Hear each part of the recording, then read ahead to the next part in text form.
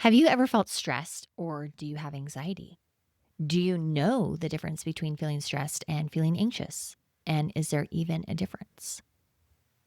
Today, we are talking about the difference between stress and anxiety, how you can tell the difference, and why it matters. So, I am so glad you're here, and I hope you learn something new.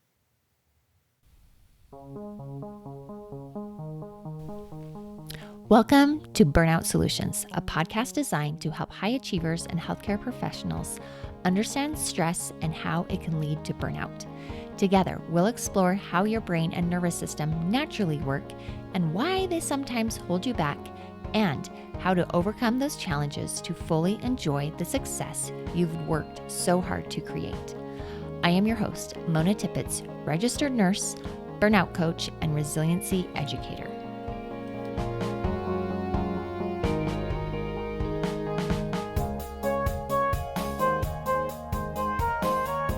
Hello, friends, and welcome back to the podcast. I am so glad you're here today because I have been thinking about this so much over the last few weeks as I've been talking to clients and colleagues and podcast listeners, and I have been giving my presentation about tools for emotional resilience. And I love giving that presentation. I would love to come to your workplace or your church group or your staff and just talk about some emotional resiliency skills. And in that presentation, I talk a lot about stress. And lots of people ask me questions about stress and anxiety, and I just love talking about that. And so today we are going to talk about the difference between stress and anxiety, because at a first glance, stress and anxiety can look and feel almost the same. You have a racing heart, a tight chest, restless mind, you can't sleep, there's tension in your shoulders and in your body. And a lot of times people even use these words interchangeably. I'm so stressed out, or I just feel so anxious all the time. But here is the thing, stress and anxiety are cousins. They are not twins. They are related, but they are not the same. And I believe that knowing the difference matters, because the way you help yourself in the middle of stress is a little bit different than how you would care for yourself when you have anxiety show up in your life. So today, I'm just going to talk about what stress actually is, what anxiety actually is, how your body and your behavior respond to each, a little bit about how to tell them apart in your life, and most importantly, what you can do about them, because we all want to feel good, right? Right. So let's just get into it. Let's start with stress. So I have a lot of podcasts on stress. If you have not listened to, I think it's called The Good and the Bad of Stress or The Law of Stress, something like that. I base a lot of my information on that. But essentially, there is a law that has to do with stress, and it's the Yerkes-Dodson law. And that was proven that there is a relationship between the amount of your performance, meaning your cognitive and physical performance, in relation to the amount of stress or arousal that you feel in your body. And you do need a certain amount of stress to learn, to grow, to develop, to perform. And there's a certain amount of stress that gets you into a performance zone. And on a scale of 0 to 10, this is about a 6 to 9. And when you are living in this zone, the branch of the nervous system that resides here is your parasympathetic nervous system, your rest and digest. And when you are in this zone, you are calm, confident, curious, you're compassionate, and you are able to develop and work on relationships. You can be organized, you can handle all the things that you want to, and you feel pretty in control of your life. However, once the amount of stress increases past 10, when there's a demand, a challenge, a threat in front of you that requires a response, it is your nervous system going into, hey, pay attention, do something mode. It sets off the fire alarm or the amygdala in your brain, and the amygdala starts to turn that stress from good stress to distress. And when we are in distress, our sympathetic nervous system turns on, and we can go into sympathetic dominance. And this is where we go into fight or flight mode. So we have adrenaline and cortisol flood your system. Your heart rate goes up. Your blood pressure starts to climb. Your muscles go tense. You're ready to move. Blood flow shifts from your brain to your large muscles, away from your digestion and long-term healing and resting. And not only do you have changes physiologically, but often your behavior changes also. And stress might look like rushing through a project, snapping at your spouse, using behaviors of aggression or avoidance. And we really just do things that we might regret. We say things we don't mean, we are mean. We just aren't showing up the way that we want to. That's a really good sign that you are in distress. Okay. And really, the thing I want you to remember is when you are on the distress side of the curve, our logical brain is not working well, if at all. So just keep that in mind, that when you have all those feelings in your body, when you're seeing all those behaviors, that is because your logical brain is not guiding your behaviors and the things that you're saying and doing, because we're operating out of our bottom of our brain, our lizard brain, some people call it. And we are more in survival mode than I can perform, act relationally with other people, and I can be regulated. Okay, so now that we know that, and I've reviewed the law of stress, let's talk about the definition of stress. Okay, stress is tied to something external and in the present. For example, you could have a deadline. You could have a baby that's crying and needs to be soothed. There's a test that you have to take tomorrow. There's a task in front of you to do. Stress is when a car pulls out in front of you and you have to swerve to avoid collision. I like to give this example of stress. So imagine you're cooking dinner and the smoke alarm goes off because maybe you're like me and you forget every single time that you're making cheesy bread for your kids. You set the oven to broil and you wait for a minute, and actually it was 5 minutes and there's smoke billowing out of the oven. So your fire alarm goes off. So my heart starts to leap, my body tenses up. And in that moment, again, the adrenaline goes up, the cortisol goes up, all of the necessary resources I have to be quick. And in that moment, I do something. I turn off the oven. I rush the pan of burned bread outside. I open all the windows. I turn on the fan. I get a broom and wave it in front of the alarm. And, all the kids come in. What's going on? And after a few minutes, the house smells a little bit better. Things are calmed down, and stress has successfully helped my body to move quickly, and it has mobilized me to take care of the situation. And I was able to respond quickly at that moment. And this is what our sympathetic nervous system was made to do. It was made to protect us in moments just like this. So when we experience a stressor, our body evolves literally in milliseconds to give us the energy, the capacity, the momentum, or the ability to respond to that stressor.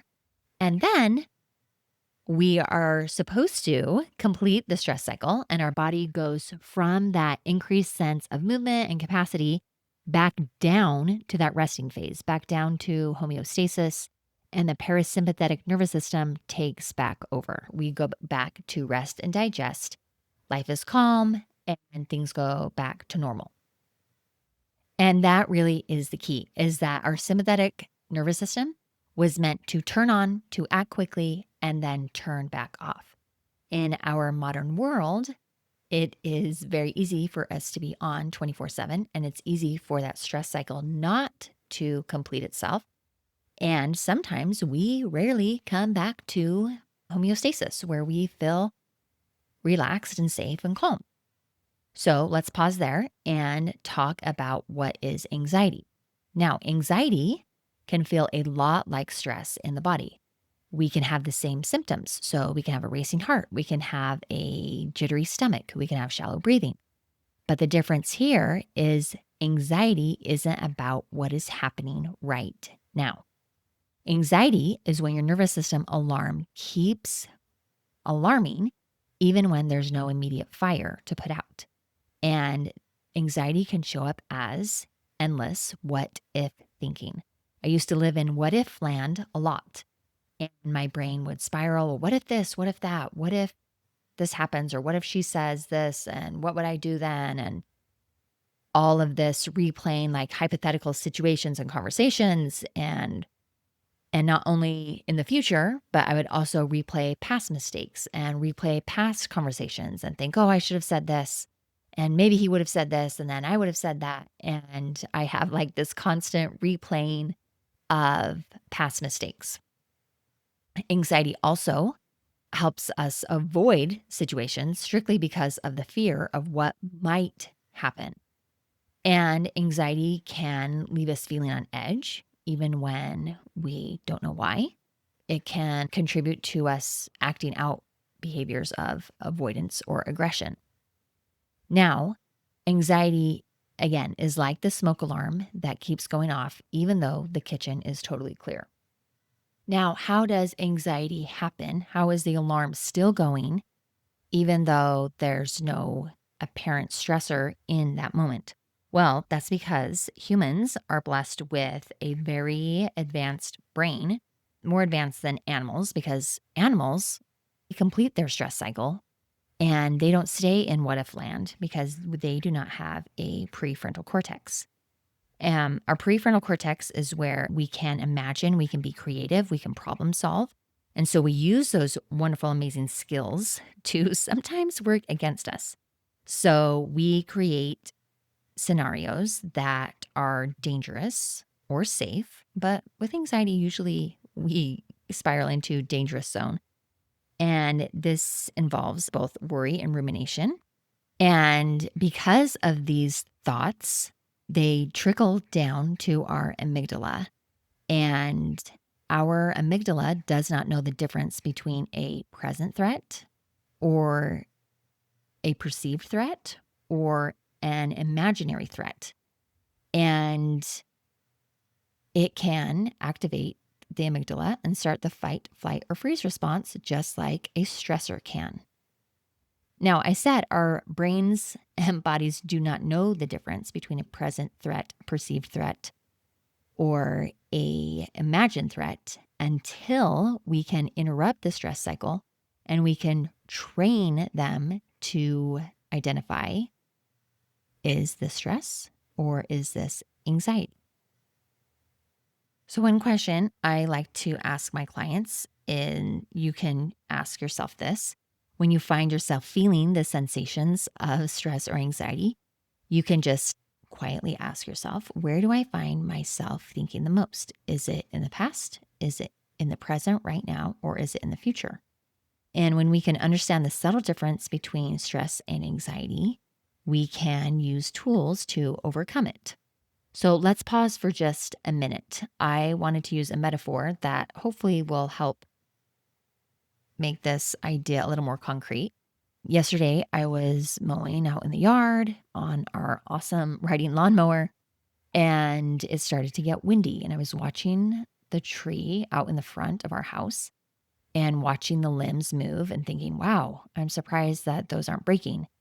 And I got a little bit nervous, but I was like, well, we'll just see what happens. And none of our limbs fell. But this morning, as I was taking my girls to school, I saw lots of trees that had limbs that had come down, and some were blocking the parking lot, and some you could see had been moved to the side of the street. And I thought that's really interesting that sometimes a tree is fine in the wind and sometimes it isn't. So I want you to think of the tree branch itself. A healthy limb is designed to bend and sway in the wind, right? It can handle wind gusts. It can handle birds or squirrels walking on it. It can handle fruit growing on it or, snow or rain piling on it for a while. And that is stress. That's an external force putting pressure on the moment on that limb. A healthy limb will flex, recover, and return back to, its original position. But sometimes a limb can develop a crack in it somewhere, maybe close to the trunk, or rot spreads inside of it and it can weaken the tree from within. Now, even a light breeze can make it groan, or a small bird can land on it and cause it to snap. And that's anxiety. The load outside might not be big at all, but the internal structure is already compromised. So, in this analogy, stress is the wind and the snow and the rain. It's an external pressure that's happening right then. And in this example, anxiety is on the inside, it's the hidden rot. It's when your nervous system is trying to prepare you for the big storm or for the wind and the rain or the bird or the squirrel. It thinks it needs to prepare you for something big, something dramatic, but it doesn't know exactly how to do that. And so, unfortunately, because it's constantly moving, constantly preparing for nothing, it's eroding the inside. And just like stress, it is giving you those physical symptoms that gradually are ruining your body, affecting your heart and your muscles, your mental health, and just all of the systems in your body. So both anxiety and stress affect the tree. Both deserve attention. But the way that we tend to these situations is different. Okay, so let's bring these situations to life with a few different scenarios, just so you can see the difference. The first one is a mother whose son is deployed overseas and is in combat. He's prepared, he's done the training, and yet still he is going to war. And the mother on the opposite side of the world every night seems to lie awake, imagining what might be happening to him in that moment. Her heart races, her stomach twists, she gets teary, she has trouble sleeping, or she's woken up. So her thinking about her son and the potential of what could happen to him actually turns on her amygdala and prepares her body for fight or flight. And in that moment, she cannot do anything to keep him safe. I wish that there was enough anxiety and worry that we could do that would protect our children, but there is not. So this is anxiety. Her nervous system is spinning with fear over something that is far, far away, outside of her control. Her body, again, is preparing for action, but there's no action for her to take. And this is what makes it anxiety instead of stress. There's nothing that she can do in that moment to protect her son, even though her brain is spiraling and thinking and wishing, hoping for him to be safe. And even though this is a hard situation, the fact is you can control yourself and you can control what you can do in that moment. And across the world, in the safety of your home, is what this mother is dealing with. But her mind is trying to protect her son or worrying about her son across the world and in combat. And so this is anxiety. Next, let's imagine a dad who sees his son coming home and brings home a low test grade in math. And suddenly the dad's mind goes into overdrive and the brain starts to spiral. And he says, if he doesn't do well in math, he won't go to college. Or if he does, he won't get into the good college that I want him to. And if he doesn't get into a good college, he won't be financially stable. And if he's not financially stable, his whole life will fall apart and he'll live in our basement and he won't get married and he won't be a successful contributing member of society and, starts to spiral. So this too is anxiety because the present day stressor, which is the math grade, is nothing that this dad can control. This dad is living in the past with his past and his anxieties about maybe what success looks like for his life. And he believes, again, that college equals success. And it amplifies the worry into something much, much bigger than a single test on a grade. His body can feel stressed. And because of the story that his brain is telling him about this situation, there is nothing he can do to solve that problem in that moment, partially because it's not his problem to solve. It's his son's problem. And you might argue with me. Well, the dad could do X, Y, and Z. Well, he could. He could support his son. He could say, hey, son, let's get you a tutor. Hey, son, let's do this. But in that moment, he's not doing that. He's spiraling and catastrophizing and fortune telling and guessing at what his son's life is going to be based on this single test score. So that's anxiety. Okay, next, let's talk about a nurse before a shift. This was me, like, oh, every single shift. I would be lying in bed before I'd have to go to the hospital to go to work. I would wake up, heart would be racing fast. I'd look at the clock. Oh my gosh, did I sleep in? No. No, I did not sleep in. It is only 3 a.m. and I don't have to get up until 5:30. And so I would lie there and my mind would spiral and I would think, okay, what if something goes wrong in my shift tomorrow? What if I miss something? What if I do sleep in? What if I'm late? What if I have a patient that is difficult that I don't know how to help? What if the patient's family is really hard to deal with? And what if I work with Dr. So and so, like I did a few shifts ago, and we didn't get along that well, and he now thinks that I'm a bad nurse? Again, this is spiraling. This is anxiety. This is not helpful. Why? Because I am at my house in my bed. I'm not even at the hospital yet, right? I hope you're catching on to these scenarios. There's no patient in front of me, yet my body is gearing up for the potential of the danger. That danger hasn't even happened yet, and it may not ever happen. And there's nothing I can do in that very moment to help myself in the situations that my brain is coming up with. What would be helpful in this moment? Well, it would be helpful if I would fall back asleep and get rest so that I would be more rested when I got to the hospital. But that is not even a solution that my brain is coming up with because it doesn't see that the problem is I need to get sleep. It sees that I need to prepare for all of these potential issues that may or may not happen. And I want to cover my bases so well that nothing happens that I cannot tolerate. Okay, well, that's impossible to come up with every single scenario and how I'm going to handle every single one because I don't know what's going to happen. But what I do know now is that in that moment, what is going to help me be my best and show up at my best is me getting sleep. Okay, so let's give a situation to contrast that. So imagine that I am at work now and I am a nurse in the middle of my shift and I have a patient who needs medication. I have a doctor who is calling and waiting on the phone, or I need to call him.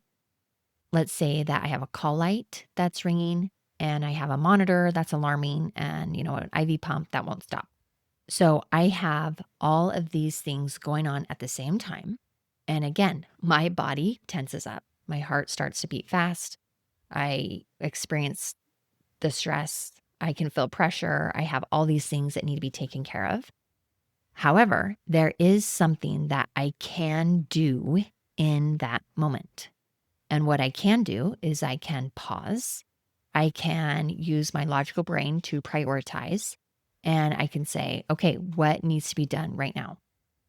And I can make a list or I can go through and do, okay, I'm going to silence the alarm. I'm going to answer the phone. I'm going to try and multitask or whatever is in front of me first, I take care of.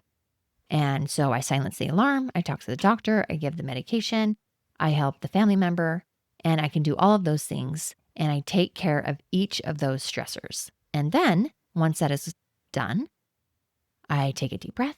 I relax my body. And I have completed the stress cycle. And I go back to homeostasis. And my nervous system calms back down and everything is working just fine. So that is an example of stress. That is something that I had 4 stressors at the same time. It is immediate, it is external, and it is actionable. Let's give one more example of stress. So let's say that I am the son who didn't do well on my math test and my dad's upset with me. So in that moment, I could do something about it, right? I'm stressed out that my test score wasn't as high as I wanted. So what could I do in that moment? I could study harder. I could ask for a tutor. I could retake the test. I could do my homework. I can spend more effort. I can try harder.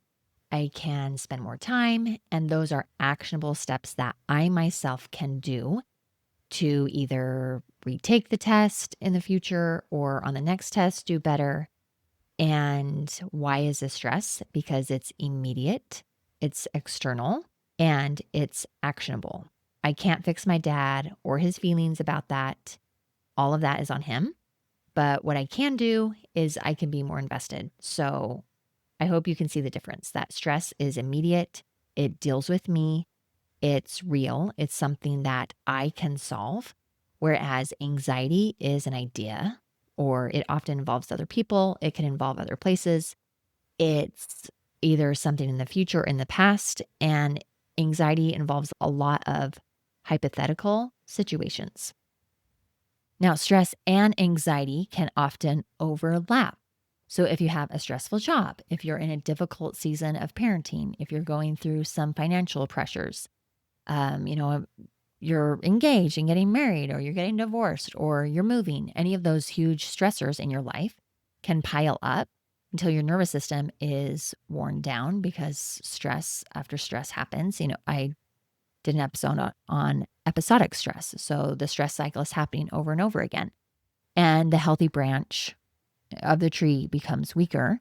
And over time, chronic stress can morph into anxiety because not only am I worried about the stressful situation right now, I try and solve it, but then anxiety steps in and says, okay, did you really fix that? What if this happens? What if this happens? How are we going to make sure that that doesn't happen again? And we use that stressor to spiral again out of control into the future and into the past. And in that moment, remember, we've turned on our sympathetic nervous system and our body is trying to prepare for a situation that hasn't even happened yet. That's why people under constant pressure often find themselves worrying when they're on vacation or lying awake at night or being woken up in the middle of the night when nothing urgent is happening at that moment. So your tree limb has become compromised. Okay, so now that we know that stress is immediate and anxiety is not, how do you work with each one? So you can ask yourself when you're feeling that stress inside your body, you can say, okay, what can I do about it right now? Is there anything I can do about it right now? If the answer is yes, then you are likely dealing with a present stressor or an association from your past that thinks that this present situation is a stress. And if there is something that you can do about it right now, then do it. Break the problem down into steps. Delegate. Prioritize. Take a break to let your body come down to baseline. Take some deep breaths and then just write things out so that you can see what you need to do. Because stress is about mobilizing. So use that energy constructively. Use that energy to solve the problem. Use that energy to do the homework, to make the phone call, to put out the fire alarm. And then once you're done, say, okay, I did what I can do. Take some big deep breaths and allow your body to come back to rest. For anxiety, if you ask yourself, what can I do about it right now? And there's nothing, then the goal is not problem solving, but it's calming down your brain. Ground your body, breathe slowly, remind yourself, I'm safe right now. You can talk it out with someone, and then you can ask yourself some questions or you can journal out some things to help you process your anxiety. Okay, and here are a few of the questions. The first is this train of thought or pattern of behavior effective? Is this something that's helping me in my life? The next question is you can ask yourself, is this helping me show up the way I want to? So you can remind yourself, I am the only person I can control in any situation. So is this thought pattern helping me control myself and how I want to show up? If the answer is no, then what would I do instead? Next question, what would I do or what would I be doing or thinking differently? The next is there anything I would be doing more or less of if I wasn't thinking this thought? And, maybe like without this thought pattern, would I treat other people differently? Would I act differently? Would I be a different person? The next thing I like to ask myself and my clients is this thinking pattern fitting into a thought distortion? And maybe someday I'll do a podcast just on thought distortions, but just a few of them. Is my brain catastrophizing? Is it trying to mind read? Is it trying to fortune tell? Is it maximizing or minimizing my abilities or other people's? Is it labeling? Is it blaming? Is it all or nothing thinking? Am I overgeneralizing? Am I using superlatives?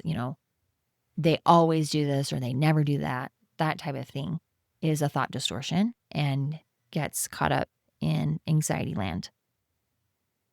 The other thing that you can do is you can ask yourself these questions. Ask is for accurate. Is this thought accurate? If so, what evidence do I have for this pattern of thinking? S, is this sensible? Is this thought sensible? Does it make logical sense that I'm thinking this? And then last is K is for kind. Is this thought kind? If not, what function does this way of thinking have?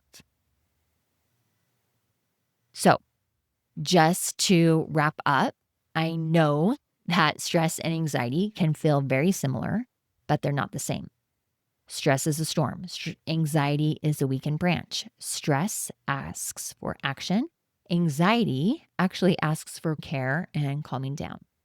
The more you learn to recognize which one is knocking at your door, the more wisely you can respond instead of pushing through, instead of spiraling, instead of burning out. You can meet your body where it's at and you can give it exactly what it needs. Use the mobilizing energy or calm it down.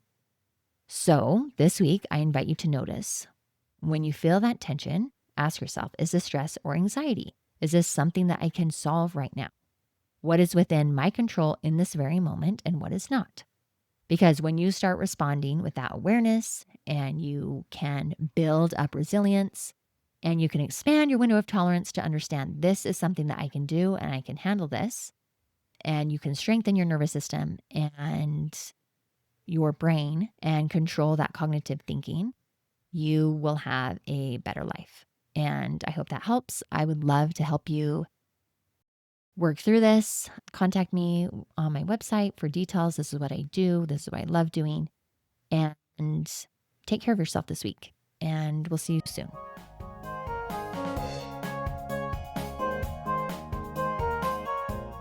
Thanks for tuning in to Burnout Solutions. If you found today's episode helpful, don't forget to subscribe so you don't miss the next one. I would appreciate it if you could rate and review so other people can find this podcast easier. And when you're ready to stop working harder and start working differently, head on over to my website at www.monatippets.com. That's TIPPETS. And grab my free resources on rewiring your brain and nervous system for less stress and more ease. Hope to connect with you soon. Take care.